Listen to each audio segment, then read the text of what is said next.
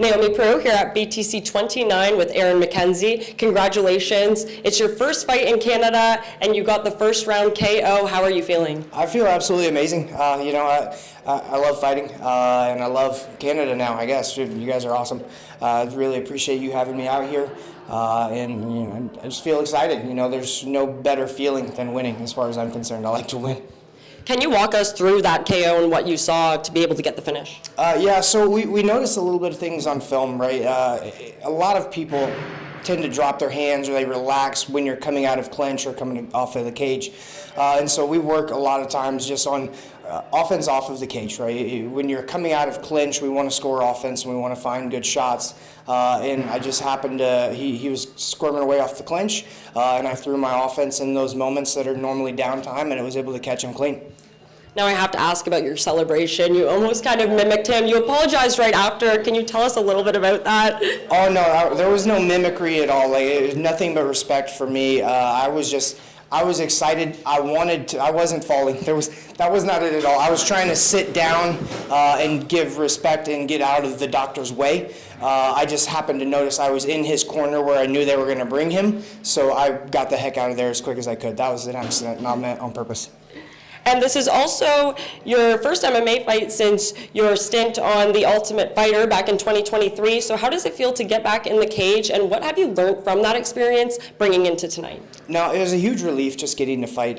One of the big problems with my career, and I haven't been as active as I would like to be because I haven't been able to get people to fight. A lot of people have said no to me over and over and over. Lots and lots of no's. Like, I've been trying to fight for the last 2 years. I did not fight because I didn't want to. I just haven't been able to get anybody to say yes. I had multiple UFC vets tell me no. I've had plenty of promoters reach out and ask me for fights, only for them to talk to my opponent they were wanting and them to say no and then never hear anything back. So it was very cool how quick this fight with Adam popped up. It happened 5 weeks ago. I just had another fight canceled with a guy who said he didn't want to fight me after waiting for him for 2 months. And then my manager, Oren, messaged me about this fight up here. And my first question was, did he say yes? And Oren told me he did. So I was like, let's do it, And then immediately we had a contract like 2 days later, signed it, and now we're here. Yes, you got to face the hometown favorite and former BTC champ. Did that add any pressure, or do you kind of like playing spoiler? No, yeah, I like it a lot personally. I've been the guy at hometown, and I've also been the guy that goes and beats people up in their hometown. For me, it doesn't really matter. I'm going to be relaxed. I'm going to be me no matter what, and I'm just going to go out there and try my hardest and not accept anything but my best, and that's what I did.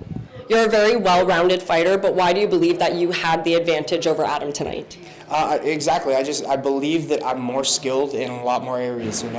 He is a great fighter. There's no doubt about it. He's been fighting for a long time. He's fought a lot of high-level guys. He just hit, and it's very cliche, but he hasn't fought a guy of my level, right? Especially recently. His last one was very good. He's a smaller guy, right? So it's tough to kind of judge that until you get in there. But I consider myself one of the best fighters in the world. And so for me to go and prove that every time I go out there, it's tough, but I have to do it, and that's what I want to go do.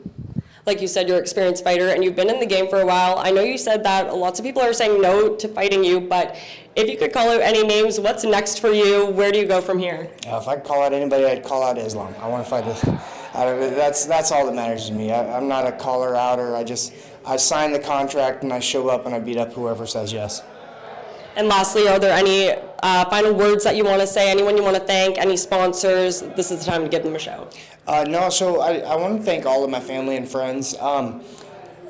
One big thing, my mom just had kidney cancer. She's been recovering from kidney cancer. She had her kidney removed just under 3 to 4 weeks ago. She stayed with us for a couple of weeks to recover.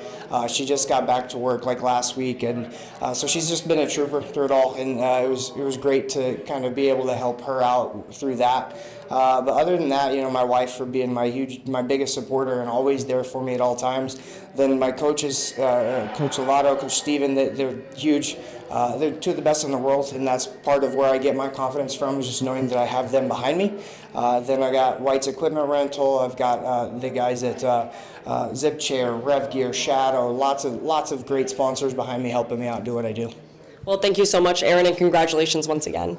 Thank you. Thank you so much for your time. Of course. Pleasure.